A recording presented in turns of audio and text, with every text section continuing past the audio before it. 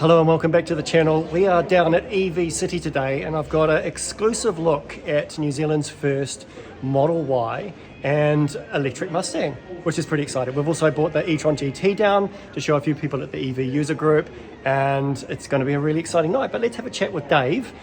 This is his business and he's bought these cars, and let's have a look at why he's brought them in, and let's learn a little bit more about the Model Y and the Mustang.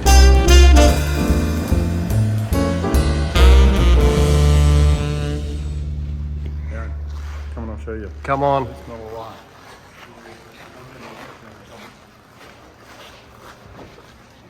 Jump in, mate. What have we got here, Dave? You'll notice first Model Y in New Zealand, you'll notice exactly like a Model 3, just it's 20% bigger everywhere.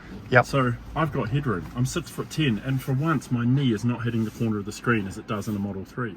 That's true. Obviously everyone, you'll be used to everything else that this has. It's really similar to the Model 3, but the thing we're really enjoying, boombox, where we can play a myriad of different horn sounds.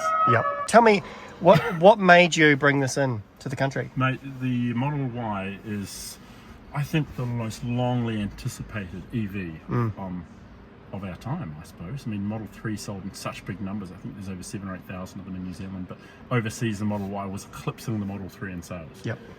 We just wanted to be first. The amount of times Tesla was saying it's coming, it's coming, it's coming, and our weight was getting us, so we just thought, no, we're just going to pony up and buy our own. So this is the long range, dual motor, so all-wheel drive.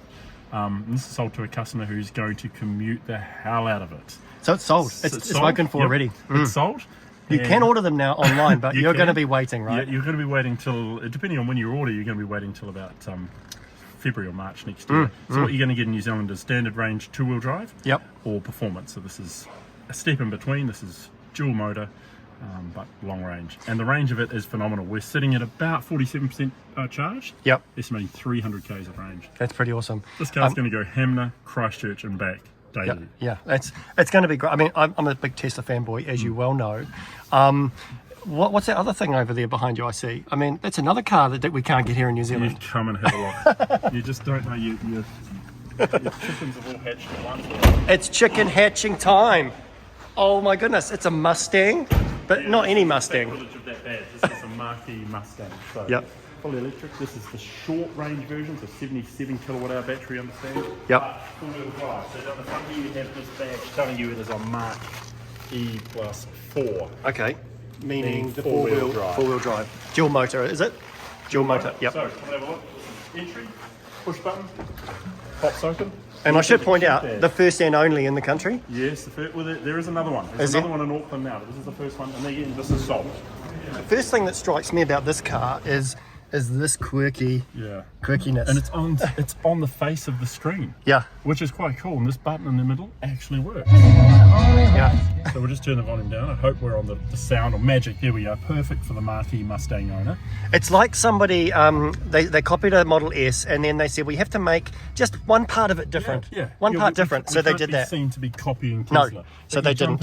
Anyone who's had a Model S goes, hey, it's a Model S. Yep. Albeit with a little bit less room. But what you'll really love about Mustang, and again, Tesla owners will be familiar with this. Yep. You push the icon of the car, you get a whole lot of menus. Yep.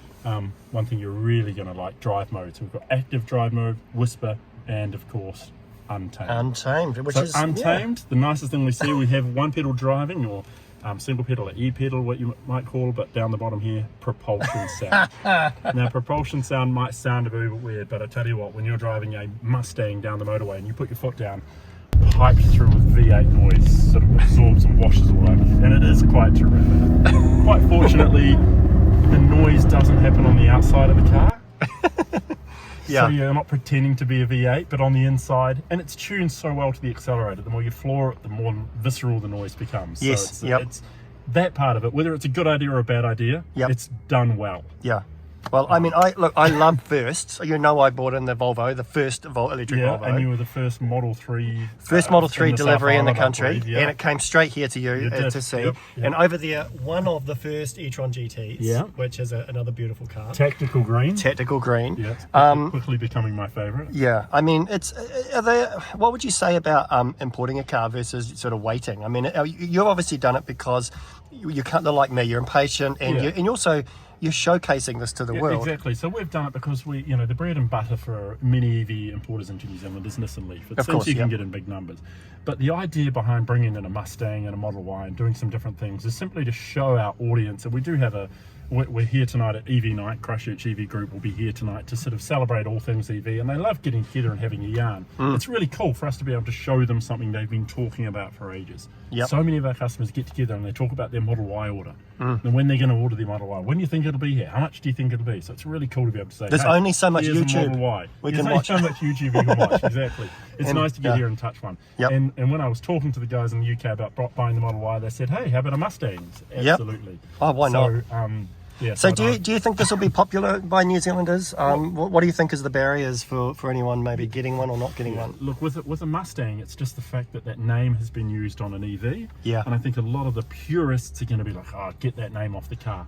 Cool car. I think in the US there's been a lot of pushback, and they're actually thinking about just renaming it as the Mach-E. And taking the Mustang out of it entirely. Interesting. Would they take the horse off it? I mean, that's iconic. Really cool. You'd have to take the pony off it if you were just going to call it the Mach-E.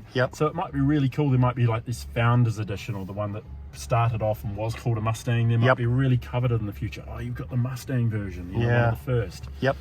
So the customer who's bought this, top-notch family, they actually have an RTR Mustang. Okay, so they love the brand already. They're in the club, and they cannot wait to take this along to the Mustang EV Owners Club in Christchurch and show them. And I think that's like us with the Volvo. You know, we wanted to get the Volvo as soon as we could get the pure electric, because we love Volvos. I mean, we've sort of sold out to the brand. I mean, we really understand the safety component around it and the build quality. And it's Volvo a thing, with their aspiration to have no deaths in their vehicles produced from 2025 onward.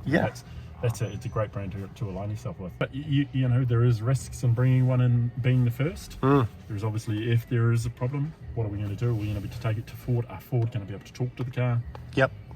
We're going to need to send it back to the UK for repair. But there's very rarely problems with EVs. I mean, I've got a few, and I as in not problems, but EVs and EVs without problems. You've almost got more than me. The great thing about EVs is you can have a lot more confidence in bringing in something like this, because you know you're not going to be dealing with the mechanicals. You know, you're not. No, it'll be software, if anything, and that's typically fixable. Look, software can typically be emailed or sent, you know, through some protocol over the airwaves from the UK to us. So we're not limited by the parts of the tools not being here. It is simply software updates, which we may need to get our hands on. But hey, we found that with the Model Y when it was the first in the country, taking it to Tesla and saying, hey, can you help us with this? Can you make it native to New Zealand so that we can get maps on? They were jumping up and down. Yeah, of course we can. That's awesome. Really cool to see them not sort of shunning the grey imports, and the guys at Tesla out there at the service centre were all really excited to see it.